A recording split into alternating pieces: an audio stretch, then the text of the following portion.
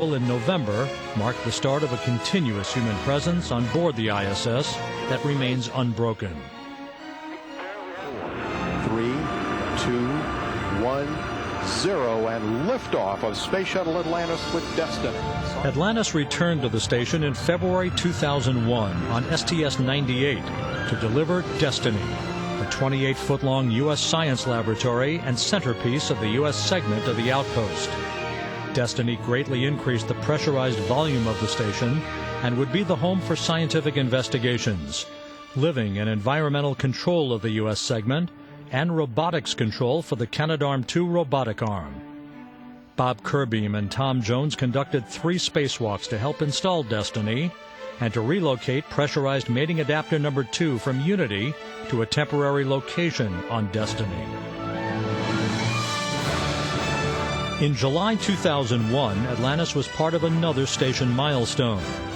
The primary objective on STS-104 was to install the Quest airlock, the emblematic front door of the station. The airlock would become the main path to exit and re-enter the station for U.S. spacewalks. Mike Gernhardt and Jim Riley completed 3 spacewalks to help install and outfit Quest. The third EVA, the first ever using Quest, occurred on the 32nd anniversary of humanity's first landing on the moon. The first mission for Atlantis in 2002 was STS-110 in April, the 5th International Space Station assembly flight for Atlantis. The crew once again included Jerry Ross, making the last of his 7 space flights. Using the shuttle and the station robotic arms, the combined crews installed the S0 truss segment, the central piece of the station's integrated truss structure, the backbone of the ISS. Also delivered was the mobile transporter, a railcar-like device designed to move back and forth along the truss system.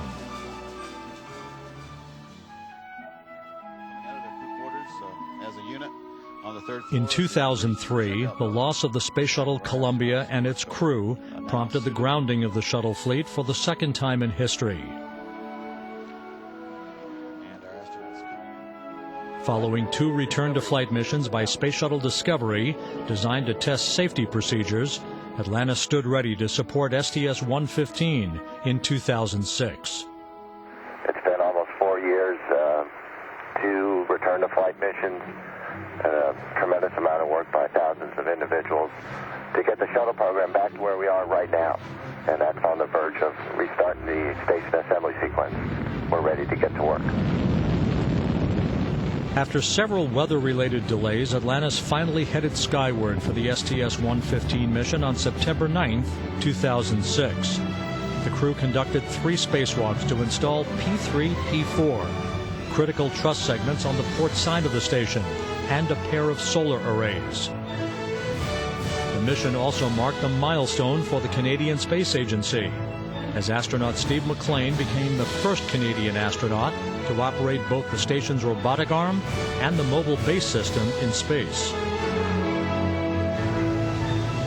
STS-117 in June of 2007 closely mirrored STS-115, with Atlantis and its crew delivering S3, S4, the next truss segment for the starboard side of the station and its solar arrays. The mission also included a space station crew rotation. Astronaut Clay Anderson became a member of the station's Expedition 15 crew, replacing Sonny Williams, whose 195-day stay on the station set a new long-duration spaceflight record for women, eclipsing the record set by Shannon Lucid on board Mir. The sole flight for Atlantis in 2008 was STS-122 in February. The highlight of that 13-day mission was the installation of the European Space Agency's Columbus Laboratory. Astronauts Rex Walheim, Stan Love, and Hans Schlegel also replaced several components of station hardware over the course of 3 spacewalks.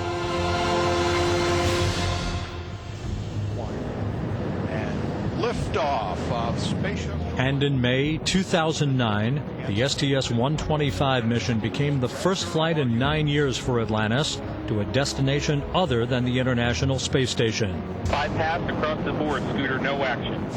STS-125 was the final servicing mission to the Hubble Space Telescope.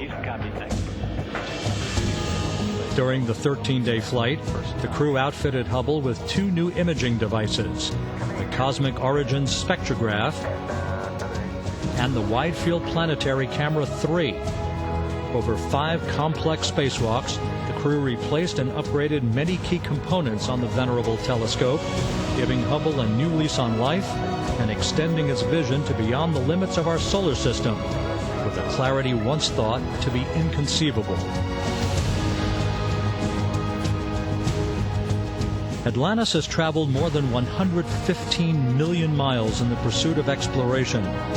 Its legacy enabled NASA and its international partners to accomplish some of the most complex work in human spaceflight history.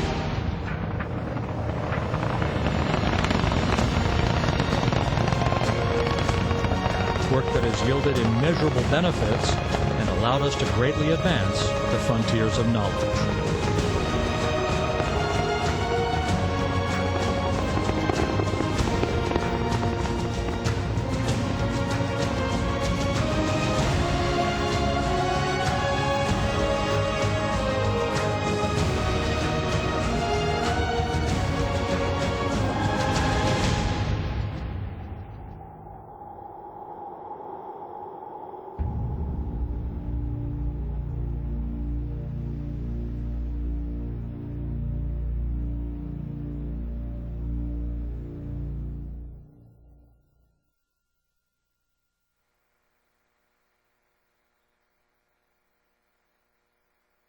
This is Mission Control Houston. You're looking at a view inside the Space Shuttle flight